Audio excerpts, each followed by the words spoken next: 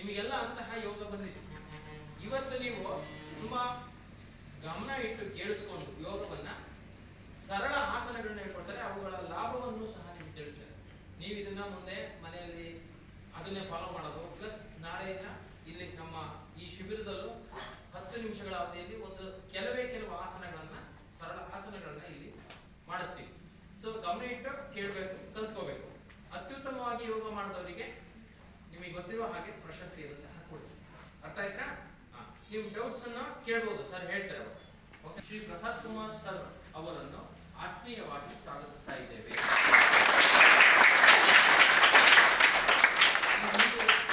Session ಅನ್ನ ಅವರು ನಿರ್ವಹಿಸಿ ಇನ್ನು ಒಂದು ಕಾಲು ಗಂಟೆಗಳ ಅವಧಿಯಲ್ಲಿ ಅವರು ಹೇಳಿದ ಹಾಗೆ ನಾವು ಕೇಳಬೇಕು. ಆಯ್ತಾ?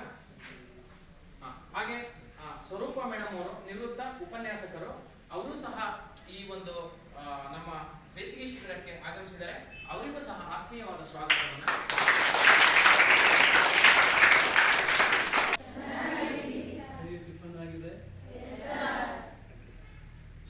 ನಾನು ಕ್ವಶನ್ ಕೇಳ್ತೀನಿ, ನೀವು ಆನ್ಸರ್ ಹೇಳ್ತೀನಿ. ಆಮೇಲೆ ನೀವು ನನ್ನ ಕ್ವಶನ್ ಕೇಳಬೇಕು, ನಾನು ಆನ್ಸರ್ ಹೇಳ್ತೀನಿ. ಹೆಂಗಿದೆ? ಚೆನ್ನಾಗಿದೆಯಾ? ಇವತ್ತು ನನ್ನ ಪ್ರಶ್ನೆ ಏನಪ್ಪ ಅಂದರೆ, ಇವತ್ತು ಸ್ಪೆಷಲ್ ಡೇ. ಯಾಕೆ ಜಯಂತಿನ ಮಾಡ್ತೀವಿ? ಮುಂಕಮಿಟ್ಟು ಏನು ಅವರು ಕೆಳವರ್ಗದ ಜಾತಿಗಳಿಗೆ ಮುಂದೂಡಲಿಕ್ಕೆ ಸಪೋರ್ಟ್ ಮಾಡಿದ್ದಾರೆ. ಸೂಪರ್, ಎಲ್ಲರೂ ಕ್ಲಾಸ್ ಹಾಕಿ ನೋಡಿ.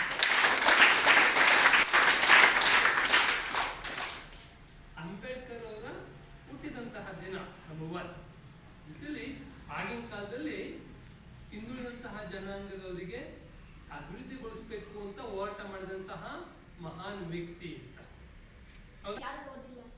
ಹೌದಾ? ಎಷ್ಟು ಓದಿದ್ರು ಅವರು? ಓದಿಲ್ಲ ಅಂತ ಹೇಳ್ತೀಯಲ್ಲ, ನೀನು ಕರೆಕ್ಟ್ ಆನ್ಸರ್. ಸೂಪರ್.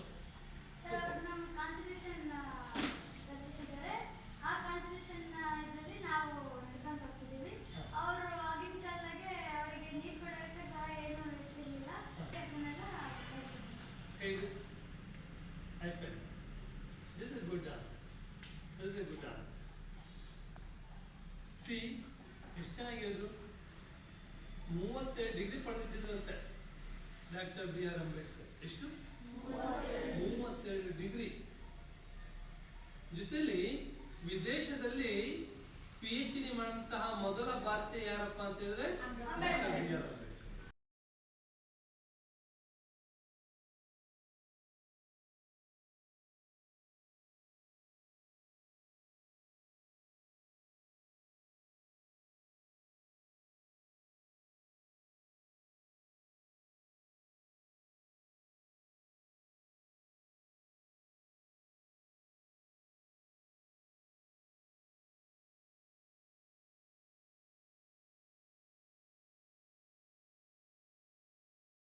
ಮೇಲೆ ಬರ್ತಕ್ಕಂಥ ಅವಕಾಶಗಳು ಜಾಸ್ತಿ ಇರುತ್ತೆ. ಓಕೆ, ನಮ್ಮ ಮತ್ತೆ ಇವ್ರದ್ದು ಇನ್ನೊಂದು ವಿಶೇಷ ಸಾಧನೆ ಇದೆ. ಇವರು ಸುಮಾರು 60 ವರ್ಷಗಳಿಂದ, ಅಲ್ಲ ಸರ್, 60 ವರ್ಷಗಳ ಹಿಂದೆ, ನಾವು ಯಾರು ಹುಟ್ಟಿರ್ಲಿಲ್ಲ, ನಿಮ್ಮ ಅಪ್ಪರು ಹುಟ್ಟಿರ್ಲಿಲ್ಲ ಅಂತ ತಿಳ್ಕೊಳ್ಳಿ, 60 ವರ್ಷದಿಂದ ಯಾರು ಹುಟ್ಟಿಲ್ಲ. ಆ ಕಾಲದಿಂದನೂ ಇವ್ರು ಏನ್ ಮಾಡಿದ್ದಾರೆ, ಪತ್ರಿಕೆಯಲ್ಲಿ ಬರುವ ಈ ರಂಗ ದಾಖಲೆಗಳನ್ನ ಸಂಗ್ರಹಿಸಿದ್ದಾರೆ. ರಂಗಭೂಮಿಗೆ ಬೇರೆ ಬೇರೆ ವಿಷಯಗಳಲ್ಲೂ ಸಂಗ್ರಹಿಸಿದ್ದಾರೆ. ನೋಡ್ಬೇಕು ಇವ್ರು, ನೀವು ತುಂಬಾ ಅದ್ಭುತವಾಗಿದ್ದಾವೆ. ಇಲ್ಲಿರೋದು ಯಾವುದು ರಂಗಭೂಮಿ ಸಂಬಂಧಪಟ್ಟಿದ್ದಲ್ಲ, ರಂಗಭೂಮಿ ಸಂಬಂಧಪಟ್ಟಿದ್ದು ಮೊದಲನೇ ರೂಮ್ನಲ್ಲಿದೆ. ಮತ್ತೆ ಕವಿಗಳ ಬಗ್ಗೆ ಪಕ್ಕದ ರೂಮ್ನಲ್ಲಿದೆ. ಇಲ್ಲಿ ಬರೀ ಜನರಲ್ ವಿಷಯ,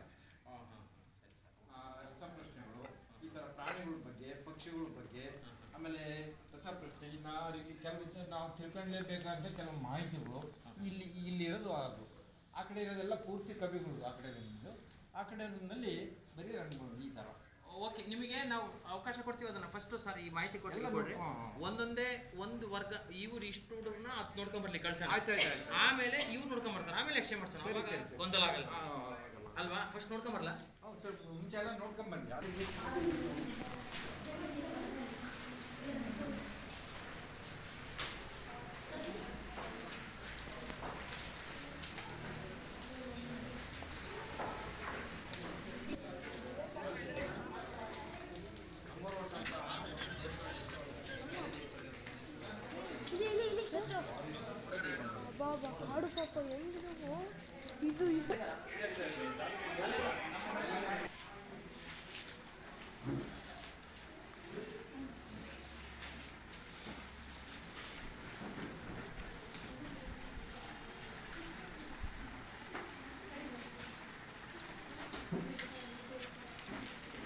ಆಮೇಲೆ JS ಸುಗಂಧಪ್ಪ, ಸಿಂಪಿ ಲಿಂಗಣ್ಣ, ಯಾರು ಕೃಷ್ಣಶಾಸ್ತ್ರಿ, ಪೂತಿನ ಅಂದ್ರೆ ಪೂತಿ ನರಸಿಂಹಾಚಾರ್ಯ ಅಂತ, ಅನುಪಮ ನಿರಂಜನ, ತ್ರಿವೇಣಿ, ಪೂರ್ಣಚಂದ್ರ ತೇಜಸ್ವಿ, ಗೀತಾ ಕುಲಕರ್ಣಿ, ಸತ್ಯಕಾಮ, ಇವರೆಲ್ಲ ಜೊಬ್ರ ಆನಂದ, ಕೈಯಾರ ಕಿ ಎಣ್ಣರೈ, ಎಸ್ ವಿ ಪರಮೇಶ್ವರ್ ಭಟ್ಟ, ಸೌರಭ್ಯ, ಈ ಥರ ಇದರಲ್ಲಿ ಈ ಗ್ರೂಪ್ ಒಳಗಿದೆ.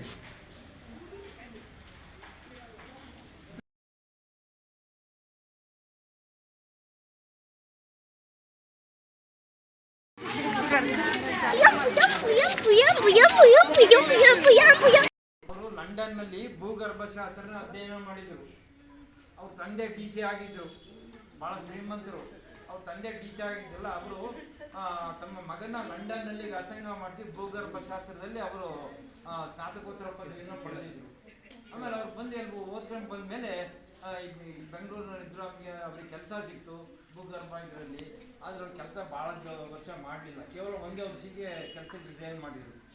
ಇದೇನು ಅಂಥ ಕೆಲಸಕ್ಕೆ ಯಾಕೆ ರಿಸೈನ್ ಮಾಡಿದ್ರು ಅಂತ ನೀವು ಕೇಳ್ಬೋದು ಯಾರಾದರೂ. ಅವರಿಗೆ ನಾಟಕ ಬರೆಯೋ ಹುಚ್ಚಿತ್ತು, ನಾಟಕ ಬರೆಯೋ ಹುಚ್ಚು, ಮತ್ತು ನಾಟಕ ಆಡೋ ಹುಚ್ಚು, ನಾಟಕ ಆಡಿಸೋ ಹುಚ್ಚು. ಇಷ್ಟು ಹುಚ್ಚಿಂದ ಅವರು ಆ ಕೆಲಸನೇ ಬಿಟ್ಟರು. ಸಾವಿರಾರು ರೂಪಾಯಿ ಅವರು ಇವತ್ತು ಅವರಿಗೆ 5 ಲಕ್ಷ ರೂಪಾಯಿ ಸಂಬಳ ಸಿಕ್ತಿತ್ತು. ಇವತ್ತಿಗೆ ಆ ಕೆಲಸ ಆದರೆ 5 ಲಕ್ಷ ರೂಪಾಯಿ ಪರ್ ಮಂತ್. ಅವರು ಇಲ್ಲ ಅವ್ರು ಸತ್ಯ 50 ವರ್ಷ ಆಯಿತು. ಅವರ ಹೆಸರನ್ನೇ ಈ ರಂಗಮಂದಿರಕ್ಕೆ ಇಟ್ಟರು. ಗೊತ್ತಾಗ ಮೊದಲು ಅದೇ ತಿಳ್ಕೊಂಡು ಕೈಲಾಸ ಮಂದಿರ ಒಬ್ಬ ವ್ಯಕ್ತಿ ಇದ್ದ, ನಾಟಕಕಾರ, ನಟ, ನಿರ್ದೇಶಕ. ಅವ್ರ ಹೆಸರನ್ನ ಇಲ್ಲಿ ಇಟ್ಟರು.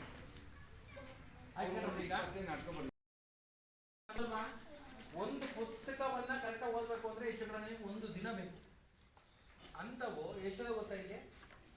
ಸಾವಿರಾರು ಪುಸ್ತಕ, ಸಾವಿರಾರು ದಿನ ಬೇಕು. ಅಂದ್ರೆ 1000 ಪುಸ್ತಕ ಇದ್ರು ದಿನಕ್ಕೆ ಒಂದು ದಿನ ನಾನು ಓದ್ತೀನಿ, ಜ್ಞಾನ ಪಡ್ಕೋತೀನಿ ಅಂದ್ರೆ ಒಂದು ವರ್ಷಕ್ಕೆ ಒಂದು ದಿವಸನೂ ರಜೆ ಕಾಲ ನಂಗೆ ಓದಿದ್ರೆ ನೀವು 365 ಓದ್ಬೋದು. 1000 ಓದ್ಬೇಕು ಅಂತಂದ್ರೆ ನೀವು 3 ವರ್ಷ ಮತ್ತೆ ಎಷ್ಟು, ಅದ್ರ ಜೊತೆಗೆ ಒಂದು 3 ದಿನ, 3 ವರ್ಷ 3 ತಿಂಗಳು ತಗೊಂಡ್ರೆ ಮಾತ್ರ ಇದು ಅಷ್ಟು ಒಂದು ದಿನನೂ ರೆಸ್ಟ್ ತಾಳ್ಮೆಂಗೆ ಸುಮ್ಮನೆ ಓದ್ತಾ ಇರ್ಬೇಕು. ಅಷ್ಟು ದಾಖಲಾತಿಗಳ ಒಂದು ರಕ್ಷಣೆ ಆಗಿದೆ. ಹೌದಲ್ವಾ? ಇದು ಇವತ್ತಿಂದ ಮಾಡೋದಲ್ಲ. ಕೃಷ್ಣಮೂರ್ತಿ ಸರ್ 60 ವರ್ಷದಿಂದ ಈ ಕೆಲಸ ಮಾಡಿದ್ದಾರೆ ನೋಡಿ. ಸಾಧನೆ ಅಂದರೆ ಮೊದಲಿಗೆ ಅದು ಕಲೆಕ್ಟ್ ಮಾಡುವಾಗ ಅದು ಸಣ್ಣ ಕೆಲಸ, ಅದು ಬರ್ತಾ ಬರ್ತಾ ಬರ್ತಾ ಅದು ಏನಾಗ್ತಾ ಹೋಗುತ್ತೆ, ದೊಡ್ಡ ಸಾಧನೆ ಆಗುತ್ತೆ. ಅದಲ್ಲ, ಈಗ ಅವ್ರ ಮಾತುಗಳಲ್ಲೇ ಕೇಳೋಣ, ಹೇಗೆ ಕಲೆಕ್ಟ್ ಮಾಡಿದ್ರೆ ಅದಕ್ಕೆ ಏನು ಉಪಯೋಗ ಆಗುತ್ತೆ, ಮತ್ತೆ ರಂಗ ಭೂಮಿಯ ಬಗ್ಗೆ ಅವರಿಂದ ಒಂದಷ್ಟು ಮಾಹಿತಿ ತಗೊಳ್ಳೋಣ. ಆಯ್ತಾ? ಹಾಂ, ಸರಿ. ಎಲ್ಲರಿಗೂ ನಮಸ್ಕಾರ. ಎಲ್ಲ ಶಿಬಿರದಲ್ಲಿದ್ದೀರಿ ಅಲ್ವಾ? ಸಿದ್ದಪ್ಪ ಕಾಲೇಜಿನಲ್ಲಿ ಶಿಬಿರ ನಡೀತಾ ಇದೆ. ಆ ಶಿಬಿರದ ನೀವು ಶಿಬಿರ ಆಗ್ತಿರೋದು ಭಾಳ ತುಂಬ ಸಂತೋಷ. ನಿಮಗೆ ಇವತ್ತು ಇಲ್ಲಿ ಬಂದಿರಲ್ಲ ರಂಗ ದಾಖಲಾತಿಗಳನ್ನು ನೋಡೋಕ್ಕೆ, ಅದಕ್ಕೂ ಭಾಳ ಸಂತೋಷನ ನಾನು ವ್ಯಕ್ತಪಡಿಸ್ತೀನಿ. ಆದರೆ ಏನಪ್ಪ ಅಂದರೆ ಇದೆಲ್ಲ 1 ಗಂಟೆ 2 ಗಂಟೆಯಲ್ಲಿ ಇದರಿಂದ ಏನೂ ನೋಡೋಕ್ಕೆ ಹೋಗಲ್ಲ ನಿಮಗೆ. ಅದ್ರಲ್ಲಿ ನಿಮ್ಮ ಮಕ್ಕಳು ಏನು ಮಾಡ್ತೀರಾ, ಇದೆಲ್ಲ ತೆಗೆದು ನೋಡ್ರಿ ಅಂತ ನಾವು ಹೇಳ್ತೀವಿ. ನೋಡ್ತೀರಾ? ನೋಡಲ್ಲ. ಯಾಕೆಂತಂದರೆ ಅದು ಆಸಕ್ತಿ ಬರಬೇಕು. ಇಲ್ಲಿ ನಿಮಗೆ ಇದ್ರ ಕುತೂಹಲ ಉಂಟಾಗಬೇಕು. ನಾಟಕ ಅಂದರೆ ಏನಂತ ಮೊದಲು ಅದು ಗೊತ್ತಿರೋದು ನಿಮಗೆ. ಈಗ ಬರೀ ನಿಮ್ಮದು ಮೊಬೈಲು ಮತ್ತು ಬೇರೆ ಬೇರೆ ಏನೇನೋ ಅಭ್ಯಾಸಗಳು ಇರ್ತವೆ. ಹಂಗಾಗಿ ಮೊದಲು ನಾಟಕದ ಬಗ್ಗೆ, ರಂಗಭೂಮಿ ಬಗ್ಗೆ ಕುತೂಹಲ ಬಗ್ಗೆ ಮಾತ್ರ ಇವನ್ನೆಲ್ಲ ನೀವು ನೋಡೋಕ್ಕೆ ಸಾಧ್ಯ. ಈಗ ನಿಮ್ಮ ವಯಸ್ಸಿದೆಯಲ್ಲ, ಈಗ ನಿಮ್ಮ ವಯಸ್ಸು ಇದನ್ನ ಹಂಗೆ ನೋಡೋಂಥ ಕುತೂಹಲ ಬೆಳೆಸೋದು ಈ ನಿಮ್ಮ ವಯಸ್ಸಿಗೆ ಬರೋಲ್ಲ. ಇನ್ನೂ ಸ್ವಲ್ಪ ವಯಸ್ಸು ಹೋಗಬೇಕು. ಆಮೇಲೆ ಇದು ರಂಗಭೂಮಿ ಬಗ್ಗೆ ನಿಮ್ಗೆ ಏನಾದರೂ ಕುತೂಹಲ, ಇದು ನೀವು ಇಲ್ಲಿರೋ ರಂಗಭೂಮಿದು ಮೈನ್ ಆಗಿ ಮಾಡೋದು ರಂಗಭೂಮಿದು. ಇದು ನಿಮ್ಗೆ ಏನಾದರೂ ಪ್ರಶ್ನೆ ಕೇಳೋದಿದ್ದರೆ ಕೇಳ್ಬೋದು, ಕೇಳ್ರಿ. ನಾನು ಇಲ್ಲಿ ಏನಾದ್ರು ಇನ್ನೂ ಬಾಕಿ ಹೇಳ್ತೀನಿ. ಯಾರು ಏನಾದ್ರು ಪ್ರಶ್ನೆ, ಏನಾದ್ರು ಮನಸ್ಸಲ್ಲಿ ಏನಾದರೂ ಕುತೂಹಲ ಇದ್ದರೆ ನನಗೆ ಕೇಳಿ, ನಾನು ಹೇಳ್ತೀನಿ. ಯಾರು ಪ್ರಶ್ನೆ ಕೇಳೋದಿದ್ದರೆ ಕೇಳಿ. ಏನಾದರೂ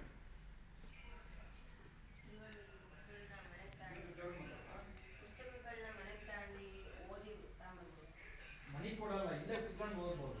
ಮನಿ ಕೊಡಲ್ಲ.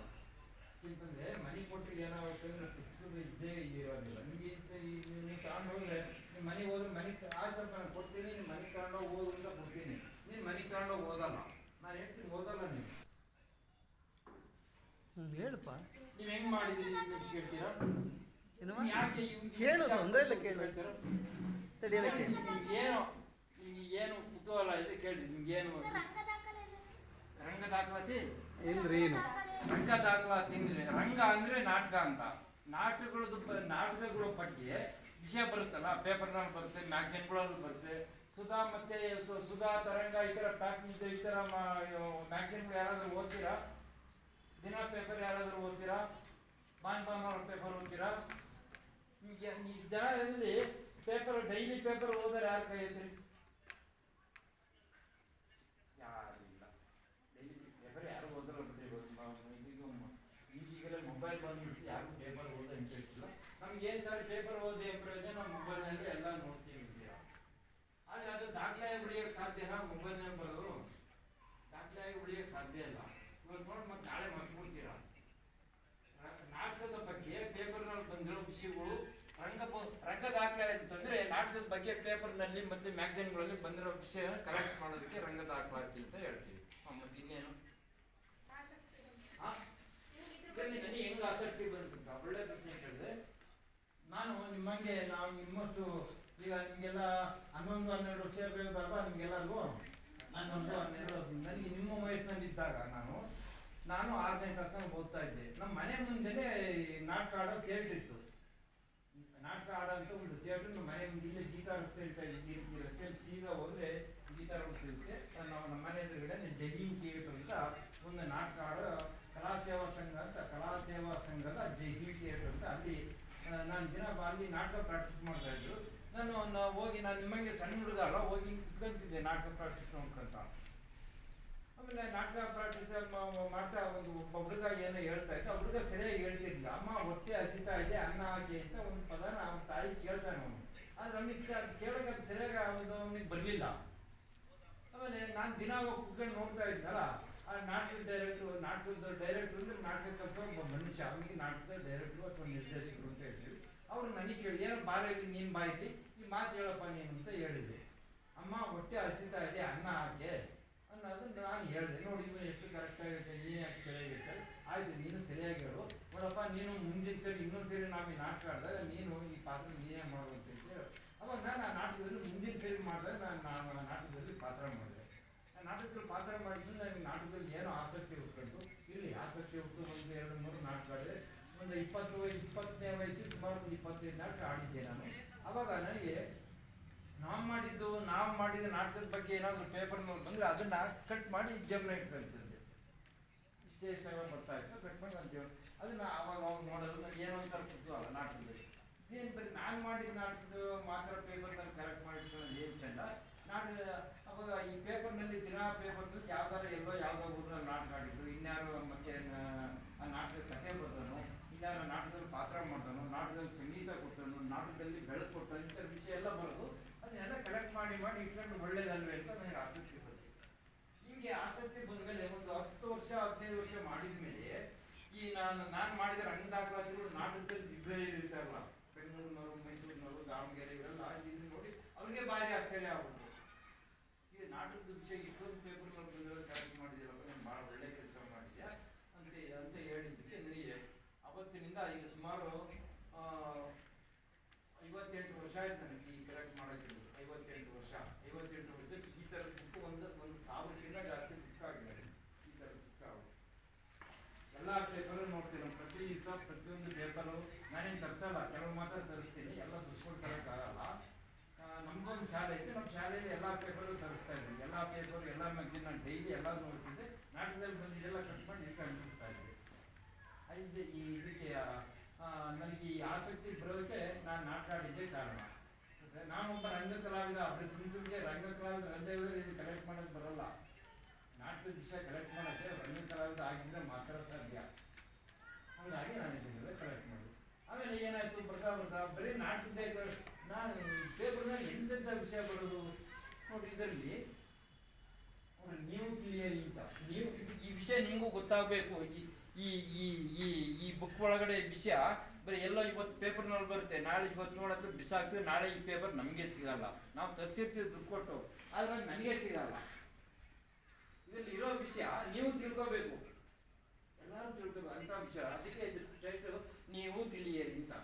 ನೋಡ್ರಿ, ಈ ಪುಸ್ತಕ ತೆಗೆದ ಹೋದ್ರೆ ಉಪ್ಪು ತಿಂದರೆ ಮುಪ್ಪು ಹಿಂದೆ, ನೋಡ್ರಿ ದೈತ್ಯ ಡೈನೋಸಾರು, ಈ ತರ ವಿಶ್ವ ದಾಖಲೆ ರಬ್ಬರ್ ಚೆಂಡು, ಆಹಾ ಲಾವಾ ಗುಹೆ, ಈ ತರ ನಾವು ತಿಳ್ಕೊಳ್ಳೋಂಥ ವಿಷಯಗಳು ಇದ್ರಲ್ಲಿ ಬಹಳ ಇದಾವೆ.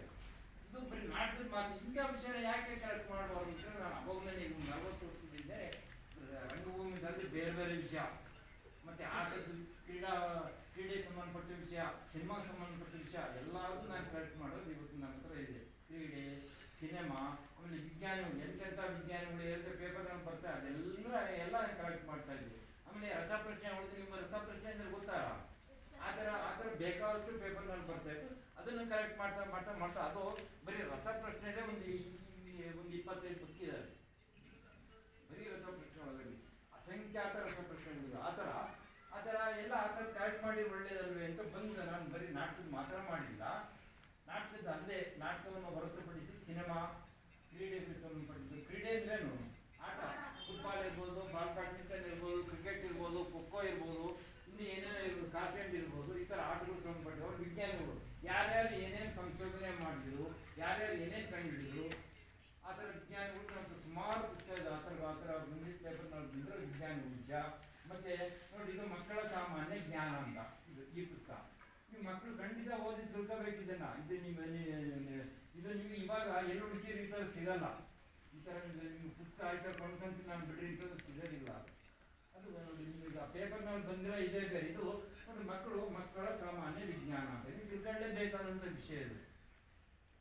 ನಿಮಗೆ ಈ ಥರ ಗುಂಪಿನಲ್ಲಿ ಇದೆಲ್ಲ ಇದ್ರ ಮಹತ್ವ ಗೊತ್ತಾಗಲ್ಲ. ನೀವು ಒಬ್ಬೊಬ್ಬರೇ ಇರಬೇಕು, ಓದ್ಬೇಕು. ಅವಾಗ ಒಂದು 2 ಪೇಜ್ ಓದಿದ್ರೆ ಅವಾಗ ನಿಮ್ಗೆ ಸ್ವಲ್ಪ ಆಸಕ್ತಿ ಇರ್ತೈತೆ, ಗೊತ್ತಾದ? ಆ ಥರ ನೋಡಿ, ಅರಿವಿನ ಮಾಹಿತಿಯಿಂದ ಇದನ್ನೇ ನೀವು ತಿಳ್ಕೋಬೇಕು ಅಂತ. ಅರಿವು ಅಂದ್ರೆ ಏನು? ಜ್ಞಾನ, ತಿಳುವಳಿಕೆ, ಜ್ಞಾನ, ಅರಿವೇ ಜ್ಞಾನ. ಅದರ ಆ ವಿಷಯ ಎಲ್ಲ ಇದರಲ್ಲಿರೋದೆಲ್ಲ ಆ ಥರದ ವಿಷಯಗಳು. ನೋಡಿ, ಕಗ್ಗತ್ತನ, ಮಂಥನ, ಅಮೃತ ಚಿಂತನ, ಈ ಥರ ಎಲ್ಲ ನೋಡುವಂಥ ಪ್ಲೇಸು. ನನಸಾದ ಕೆರೆ ನೋಡಿ, ಯಾವುದೋ ಒಂದು ಕೆರೆ ಹಾಳಾಗುತ್ತೆ, ಜನ ಎಲ್ಲ ಸೇರಿ ರಿಪೇರಿ ಮಾಡಿ ಅದೇ ಒಂದು ದೊಡ್ಡ ಇಶ್ಯೂ ಆಯ್ತು. ಇದೆಲ್ಲ ನಿಮಗೆ ಗೊತ್ತಾಗಬೇಕು. ಯಾವ್ದಾದ್ರು ಜನ ಹೋರಾಟ ಮಾಡ್ತಾರೆ ನೋಡಿ. ಊರಿನ ಕೆರೆ ಎಲ್ಲ ಹಾಳಾಗಿತ್ತು, ಎಲ್ಲ ಊರು ತುಂಬಿಕೊಂಡಿತ್ತು. ಎಷ್ಟು ದಿವಸ ಜನ ನೋಡಿದ್ರು, ಜನ ಎಲ್ಲ ಸೇರ್ಕೊಂಡು ಕೆರೆನೆಲ್ಲ ಸೋಸಿದ್ರು, ಎಲ್ಲ ಹೂಳೆಲ್ಲ ತೆಗೆದ್ರು, ಮತ್ತೆ ಕೆರೆ ಎಲ್ಲ ಕಟ್ಸಿದ್ರು. ಮತ್ತು ಮಳೆ ಬಂದ್ರೆ ಅದು ತುಂಬ್ಕೊಂಡಂಗೆ ಮಾಡಿದ್ರು, ಅದರಿಂದ ಉಪಯೋಗ ಆಯಿತು. ಈ ಥರ ವಿಷಯಗಳು ನಮ್ಮ ಸುತ್ತಮುತ್ತಲದನ್ನೇ ನಡೀತಾನೆ ಇರುತ್ತೆ. ಅವು ಪೇಪರ್ನಲ್ಲಿ ಬಂದಾಗ ನಮಗೆ ಅದಕ್ಕೆ ಭಾಳ ಮಹತ್ವವಾದ ವಿಷಯ ಅಂತೇಳಿ ನಾವು ಅದಕ್ಕೆ ಮಹತ್ವದ ವಿಷಯ ಅಂತೇಳಿ ಅದನ್ನು ಕರೆಕ್ಟ್ ಮಾಡಿರ್ತೀವಿ. ನೋಡಿ, ರುದ್ರಾಕ್ಷಿ, ಇದು ನೀವು ಹೊರಳಿ ಕಟ್ಕೊಂತಿಲ್ಲ. ರುದ್ರಾಕ್ಷಿ ಎಷ್ಟು ಜನ ತಗೊಳ್ಳೋಣ ಅಂತ ಹೇಳ್ರಿ. ಆ ರುದ್ರಾಕ್ಷಿ ಮರ ನೋಡಿದ್ದೀರಾ ನೀವು? ರುದ್ರಾಕ್ಷಿ ಎಲ್ಲಿ ಬಿಡುತ್ತೆ, ಆ ಮರ ಹೆಂಗಿರುತ್ತೆ ಅಂತ ನೋಡ್ತೀರಾ? ನೋಡಿ, ಇದರಲ್ಲಿ ರುದ್ರಾಕ್ಷಿ ಮೈ ಅಂತ. ರುದ್ರಾಕ್ಷಿ ಎಲ್ಲಿ ಬೆಳೆಯುತ್ತೆ, ರುದ್ರಾಕ್ಷಿ ಯಾಕೆ ಕಟ್ಕೋಬೇಕು, ಅದ್ರ ಮಹತ್ವ ಏನು, ಎಲ್ಲ ಇಂಥ ನಿಮ್ಗೆ ಸಾಮಾನ್ಯ ವಿಷಯ ಗೊತ್ತಾ? ಈ ಥರ ವಿಷಯಗಳು 100 ವಿಷಯಗಳು ಈ ಪುಸ್ತಕದಲ್ಲಿ ಇರುತ್ತೆ. ಅದನ್ನು ನೀವು ನೋಡಿ ಓದಿ ತಿಳ್ಕೋಬೇಕು. ಅದಕ್ಕೋಸ್ಕರನೇ ಇದನ್ನು ನಾನು ಸಂಗ್ರಹ ಮಾಡೋದು. ಇನ್ನೇನು ಕೇಳಿದ್ದಕ್ಕೆ ಇನ್ನೇನು ಪುಸ್ತಕ ಬರ್ತಾರೆ, ಯಾರೋ ಕೆಲವರು ಮಾತ್ರ ಭಾಳ ಜನ ಬರಲ್ಲ, ಬರ್ತಾರೆ. ಒಟ್ಟಿಗೆ ಓದಕ್ಕೆ ಪುಸ್ತಕ ಓದ್ತಾರೆ. ನೀನು ಬರ್ಬೋದು ನಾಳೆ, ಅಂದರೆ ನಿನಗೂ ಓದಕ್ಕೆ ಕೊಡ್ತೀವಿ. ನೀನು ಭಾಳ ಓದ್ತಿದ್ರೆ ಟೀಚರ್ ಕೊಡ್ತೀವಿ, ಕುಡಿಯೋಕ್ಕೆ ನೀರು ಕೊಡ್ತೀವಿ. ಇವೆಲ್ಲ ನಿಮ್ಗೆ ಗೊತ್ತಾ? ಅವೆಲ್ಲ ತಿಳ್ಕೋಬೇಕು. ಬರೀ ನೀವು ಕ್ರಿಕೆಟ್ ಬಂದು ಕ್ರಿಕೆಟ್ ಆಡೋದಲ್ಲ, ಎಂತೆಂಥ ಸಾಧನೆ ಮಾಡಿರೋದ್ರಿಂದ ಅಲ್ಲಿ ನೋಡಿ ತಿಳ್ಕೋಬೇಕು. ಕ್ರಿಕೆಟ್ ಸಾಧಕರದ್ದು ಇದೆ. ಇನ್ನೇನು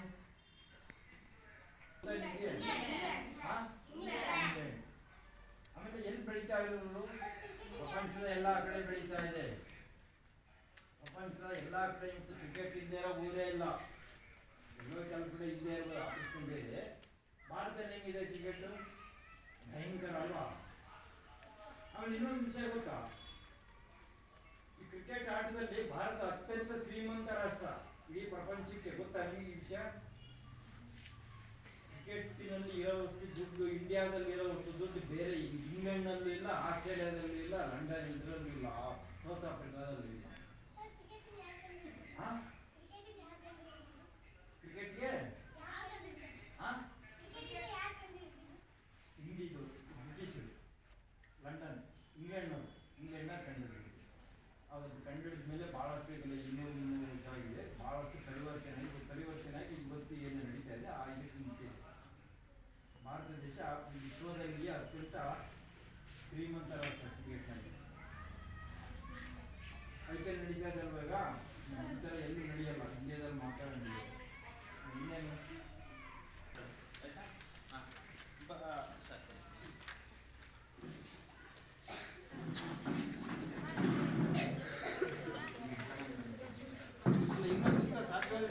ಸರ್ ಈಗ ಈಗ ಅವೆಲ್ಲ ನನ್ನಿಂದ ಆಗ್ಬಿಡ್ತಾರೆ ನಾನು ಇಲ್ಲೇ ಬೆಳಕು ಚೆನ್ನಾಗಿ ಬರಲ್ಲ ಸರಿ ಸರ್